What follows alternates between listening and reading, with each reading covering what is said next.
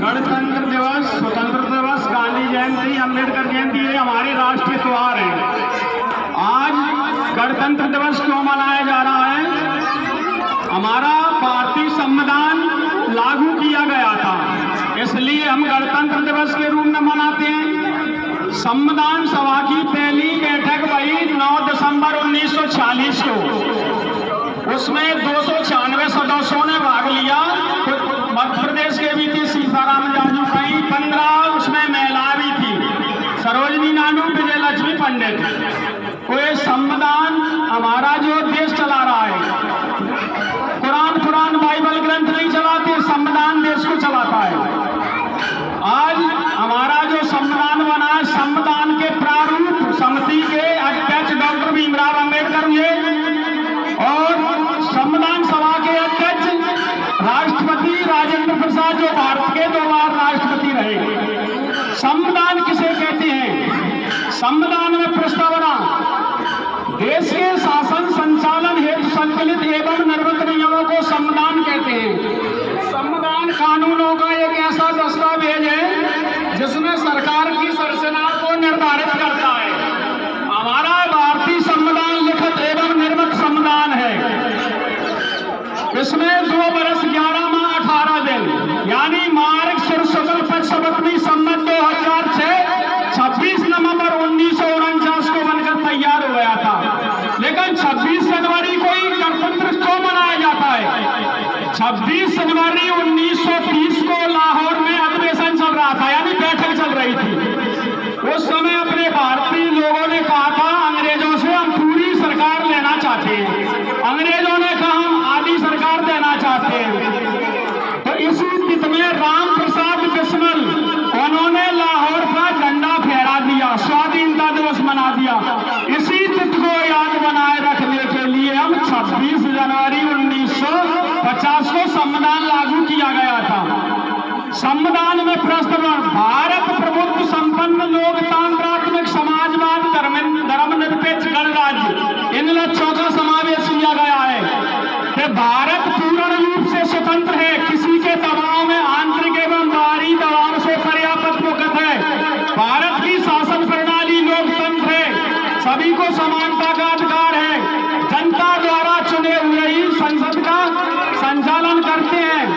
प्रभुत्व लोकतांत्रिक समाजवाद, सभी को समानता का अधिकार है। धर्मनिरपेक्ष, भारत का कोई राष्ट्रीय धर्म नहीं है, अपना अपना धर्म मानने के लिए सबको इच्छा है। इस पर सरकार कोई दबाव नहीं देगी। किसी को धर्मनिरपेक्ष राज्य बनाया गया है, समानता का सबको अधिकार है। गणराज्य का अर्थ यह हुआ कि एक भारत के निश्चित अवधि के लिए निर्वाचित होगा, वो महामहिम राष्ट्रपति के नाम से जाना जाएगा। जो हमारे संविधान में मौलिक अधिकार दिए हैं, स्वतंत्रता का अधिकार, शिक्षा का अधिकार, धार्मिक स्वतंत्रता का अधिकार, संवैधानिक उपचारों का अधिकार, शोषण के विरुद्ध अधिकार, ये हमारे अधिकार दिए गए हैं संविधान में। जो हमारी माता है, बहनें हैं, बड़े बड़े पदों पे हैं, वो संविधान की ताकत से है, न कि कुरान रामायण से नहीं है।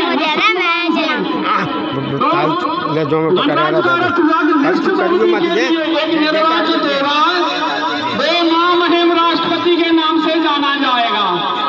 पहले हमारे बहनों को, माताओं को अधिकार नहीं होता था शिक्षा में, आज संविधान से जो अधिकार मिल गया किसी से नहीं मिला।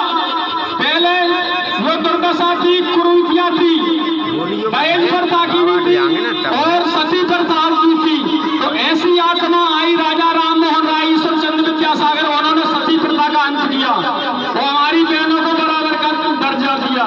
उसी बीच संविधान बना। तो संविधान जो आत्माएं आती है वो भला करने के लिए आती है। अथर्ववेद में दिया है कि सिरगढ़ मंत्रो योनि आप भूता मृता सुवर्तमान सुजन्मा, सत्य और गपत से जब व्याधियां आने लगती है तो किसी महान शक्तियों का आना होता है, जिसे अपन अवतार कहते हैं, जन्म कहते हैं। तो ये संविधान निर्माता वाली आत्मा ही कोई साधारण आत्मा नहीं है, कोई साधारण आत्मा नहीं है। जो संविधान चल रहा है देश पर, हमारी माता बहनों को बराबर का दर्जा मिला है। आज हमारी माता बहनों ने लड़ाई